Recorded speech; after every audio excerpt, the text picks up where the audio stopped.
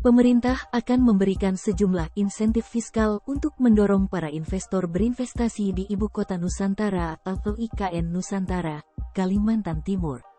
Adapun insentifnya meliputi pembebasan bea masuk hingga tax holiday selama 30 tahun. Dilansir dari Kontan, Ketua Umum Perhimpunan Hotel dan Restoran Indonesia, PHRI, Haryadi Sukamdhani berpendapat pemberian insentif pemerintah dirasa cukup bagus dan sudah sesuai. Yang paling penting itu bisa dilaksanakan saja. Meski soal hak guna bangunan, HGB, masih kontroversi dan Dewan Perwakilan Rakyat, DPR, juga belum setuju, ucap dia, Rabu, 8/3.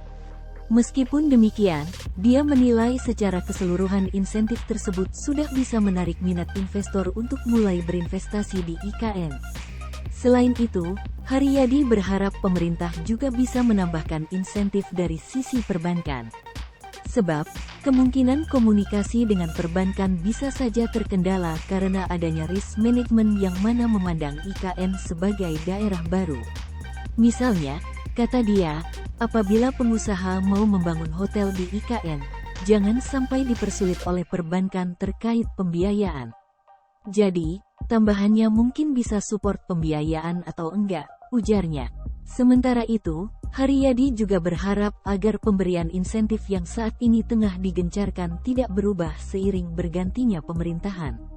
Dia menyebut perlu adanya konsistensi dari pihak pemerintah selanjutnya, sebab dia beranggapan biasanya hal jelek terjadi apabila telah berganti pemerintahan.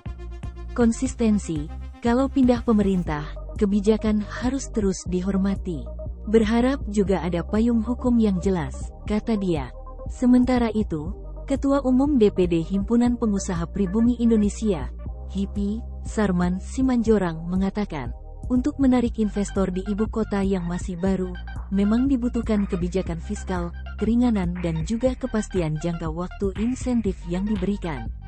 Berbagai fasilitas insentif yang diberikan oleh pemerintah berikut dengan jangka waktu yang ditentukan.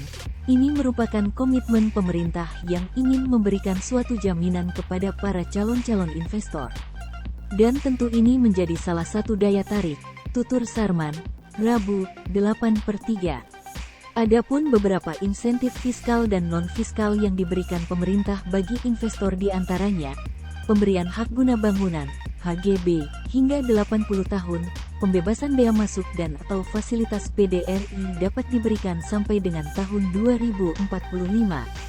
Kemudian, pajak pertambahan nilai, PPN, tidak dipungut berlaku sampai 2035, dan pengecualian PPNBM sampai 2035. Terdapat juga pemberian 9 insentif pajak penghasilan, PPH, yang diberikan dengan jangka waktu dari 15 sampai 30 tahun, serta insentif lainnya. Menurut Sarman, dengan adanya jangka waktu yang diberikan tersebut, sekaligus memberikan jaminan kepada investor bahwa pembangunan IKN ini akan berlangsung, begitupun jika sudah berganti pemimpin atau presiden. Apalagi nanti dalam revisi UUD IKN sudah ada pasal yang menyatakan siapapun nanti yang bakal jadi presiden itu menjadi suatu kewajiban untuk dilanjutkan, jelasnya. Ragam insentif yang diberikan tersebut juga, menurutnya akan mempercepat keputusan bagi calon investor yang sudah berniat untuk melakukan investasi. Baik itu investor dari dalam maupun luar negeri.